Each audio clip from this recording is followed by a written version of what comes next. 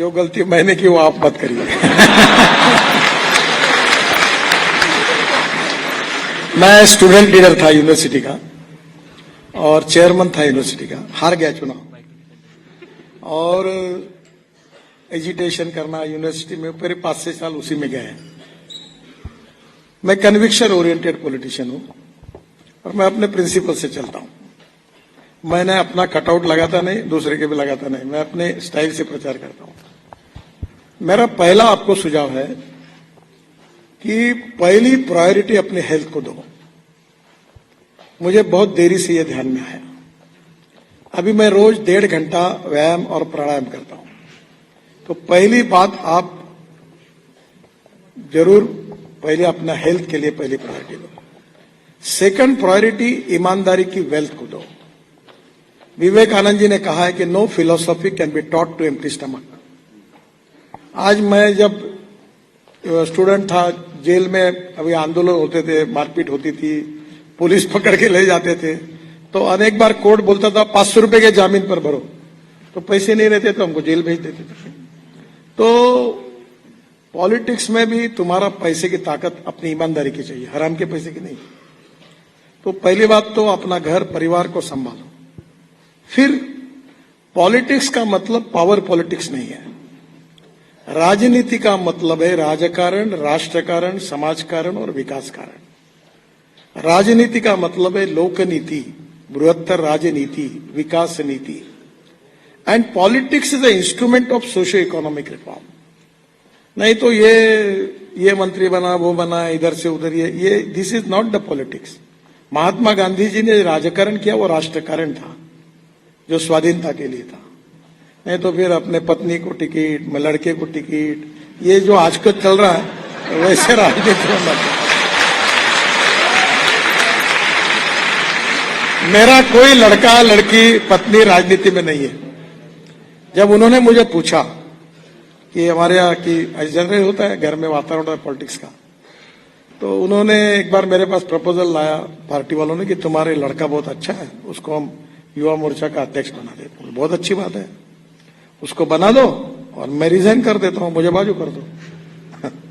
मैंने कहा मैं जब तक हूं तब तक मेरे घर से कोई पॉलिटिक्स में नहीं आएगा। हाँ, अगर उसको आना है तो मैंने जैसे काले दीवार पर चूना मारा था वो काम शुरू करे। मेरा लड़का करके नहीं, मेरी प्रॉपर्टी सब कुछ उनका, पर मेरी राजनीतिक प्रॉपर्टी जो है, क्रेडिबिलिटी है, लीडरशिप है, इस पे अधिकार जिन कार्यकर्ताओं ने मेरे पार्टी को बड़ा किया और मुझे बड़ा किया उनका है।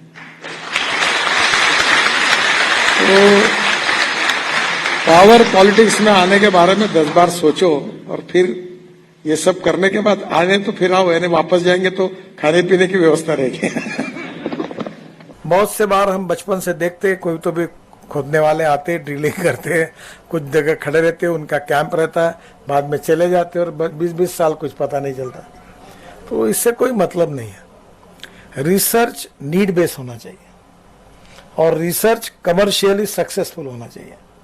Need base and commercial success होगा तो इंपोर्ट बचेगा, एक्सपोर्ट होगा तो आत्मनिर्भर भारत बनेगा। और इसलिए स्वाभाविक रूप से मुझे बहुत खुशी है कि आपने जब आज आज़ादी की अमृत महोत्सव हमारा है, 75 साल हमने पूरे किए हैं और आत्मनिर्भर भारत बनने की जो हमारी सबकी प्रधानमंत्री जी की, हमारी सबकी एक कामना है, उसमें ये सबसे इम्पोर्टेंट सेक्टर है। मैं एक बार दिल्ली से उदयपुर जा रहा था और उदयपुर जाते समय मेरे हवाई जहाज में उदयपुर के जो हिंदुस्तान जिंक जो इन्होंने लिया है अपने वेदांत वालों ने, अनिल अग्रवाल, तो उनके एमडी बैठे थे। तो थोड़ा देर बैठे, नाश्ता हुआ तो उन्होंने मुझे पूछा, बात सब रोड वगैरह की हुई, तो मैं आपको एक सवाल पूछूं क्या? मैंने बोला पूछो। बोले मुझे एक सवाल पूछना है कि ये जिंक आयन, ये हिंदुस्तान जिंक, ये अच्छा हुआ कि डिसइन्वेस्टमेंट का, मैं पिछले 7 साल से मैं भी फाइनेंस मिनिस्टर के साथ इस कमेटी के हम दोनों परमानेंट मेंबर हैं। तो ये जब बेचा गया तब मैंने कहा था कि 26% इक्विटी रखो, पूरा मत बेचो। तो हमने 300 करोड़ में दे दिया हो बाकी सब। अब 26 करोड़ की हमारी इक्विटी की कीमत मार्केट प्राइस से 55,000 करोड़ हुई। तो उन्होंने मुझे एक प्रश्न पूछा जो आपके लिए बहुत महत्वपूर्ण है, जिसका उत्तर आप लोगों ने ढूंढना चाहिए।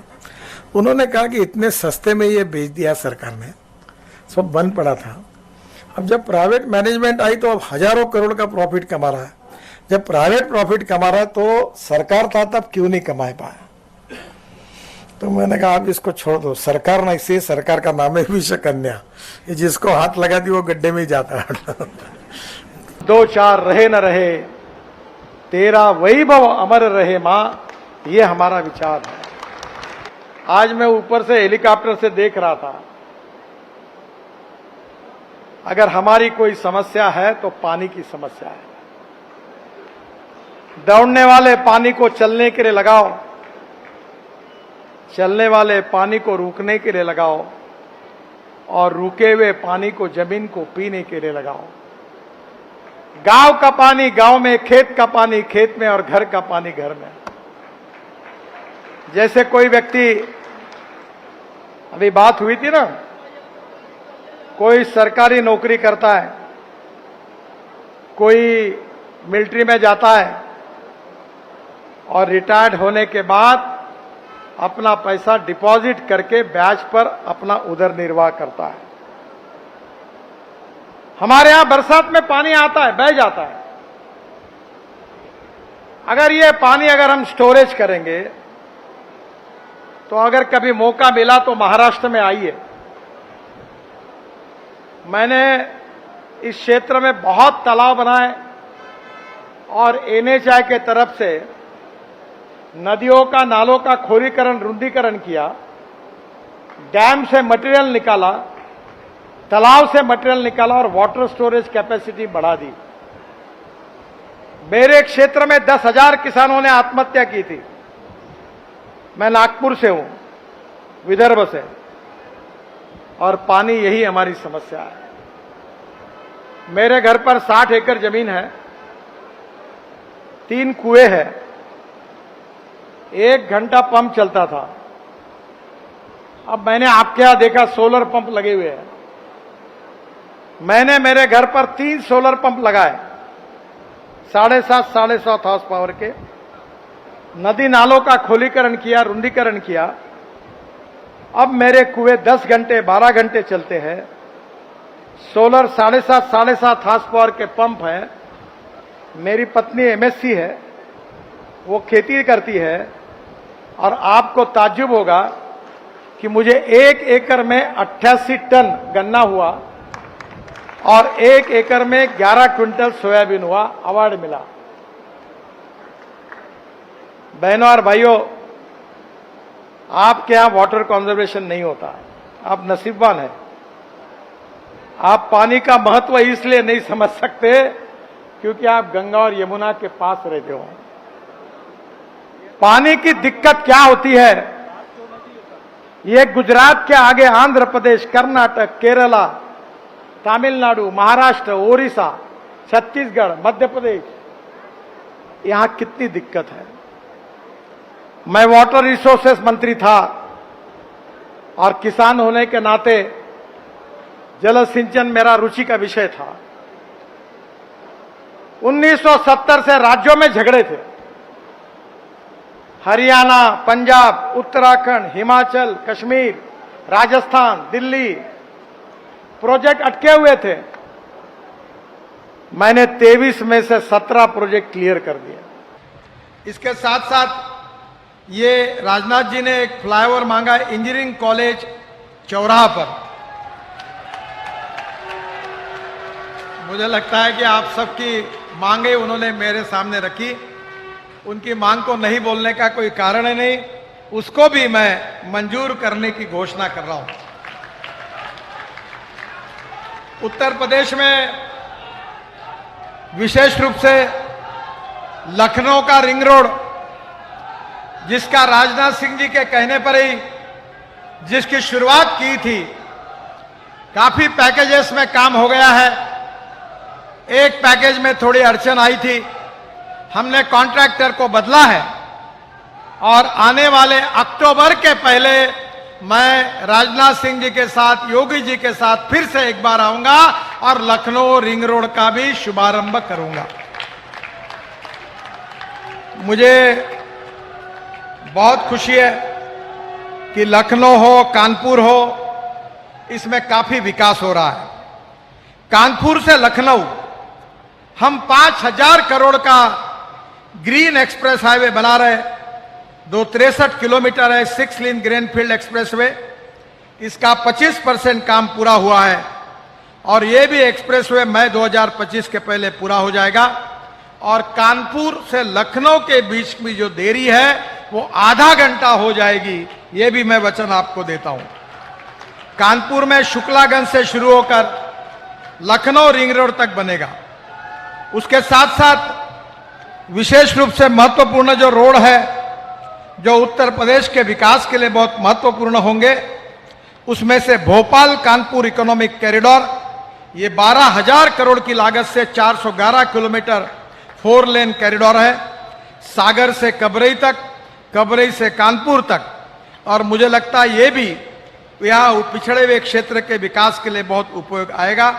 जो 15 घंटे समय कानपुर से भोपाल लग रहा था वो 7 घंटे में हो जाएगा। कानपुर, लखनऊ, प्रयागराज, वाराणसी और भोपाल में अच्छी कनेक्टिविटी हो जाएगी। और मैंने तो बिल्कुल तय कर दिया, मैं वैसे बोलने में बहुत साफ हूं कि जो देगा वोट देगा, नहीं देगा तो नहीं देगा। मैंने थोड़ी ठेका लिया जनंबर आपका सांसद बनने का, और कोई नया आएगा। पर ईमानदारी से जो जब तक हूं तब तक सबके लिए काम करूंगा। जाति के आधार पर, धर्म के आधार पर भेदभाव नहीं करूंगा। चाहे कांग्रेस हो, चाहे बीजेपी हो, चाहे शिवसेना हो, चाहे एनसीपी, जो भी मेरा आएगा, मैं जनता का प्रतिनिधि हूं, उसका काम करूंगा। और मुझे इस बात की खुशी है, जब देवेंद्र जी को हमने ये बात कही तो 1 मिनट में उन्होंने इसको स्वीकृति दी और ये इतना बड़ा निधि उन्होंने मंजूर कर दिया। मैं नागपुर के सांसद होने के नाते उनको हृदय से धन्यवाद देता हूं, उनका बहुत बहुत अभिनंदन करता हूं। हमारे बावनकुळे जी यहां नहीं है, विकास कुमारे और मोहन मते जी है। हम बावनकुळे जी और मैं मिलकर देवेंद्र जी को हमने आग्रह से कहा था, छोटा ताजबाग के लिए भी पैसा मंजूर किया है। वहां झगड़ा चल रहा है कोर्ट में, वो काम हमको करने नहीं दे रहे, कोर्ट से स्टे लाया, नहीं तो वो भी काम कर दे। हम बाबा के प्रति श्रद्धा था, सब काम इतना पवित्र और अच्छा काम हुआ। और वैसे मैं ठेकेदारों की ठोकाई करने में भी चिंता नहीं करता। खराब काम हुआ तो पब्लिक में उसको पूरा उधड़ने का काम करता हूं, मैं कोई संकोच नहीं करता। हम तो माल नहीं खाया साले तेरे से। और मुझे आज खुशी है, मैं अशफाक जो हमारे आर्किटेक्ट है, आप जोरदार ताली बजिए, जोरदार, इतना सुंदर डिजाइन किया है उन्होंने, उसका अभिनंदन करिए। मैंने उनको अंबोरा का भी काम दे दिया है, अंबोरा का भी काम वो करने के लिए उनको दिया है। और बहुत सुंदर, उनने इतनी पवित्रता, इतना सुंदर डिजाइन किया है।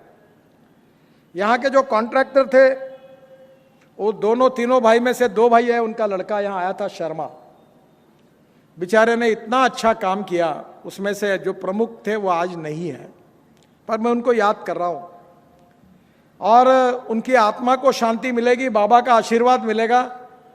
इतना अच्छा डिजाइनिंग, इतनी अच्छी क्वालिटी, और बाबा का सही में जो पवित्रता के साथ उन्होंने भी काम किया है, उसके लिए भी जोरदार तालियां बजाइए, उसका बहुत बहुत अभिनंदन करिए। देखिए, मैं एक एक पत्थर और काम में कहाँ खोट दिखती है वो देखने की कोशिश कर रहा था। 3-4 बार आया, कहाँ कमी लगती है और कहाँ ठुकाई करती है, इनकी यही देखता था, पर मुझे अवसर नहीं मिला। मैंने सब पूछा, पत्थर कहाँ से लाया, कैसा किया, सब बारीकाई से देखा है।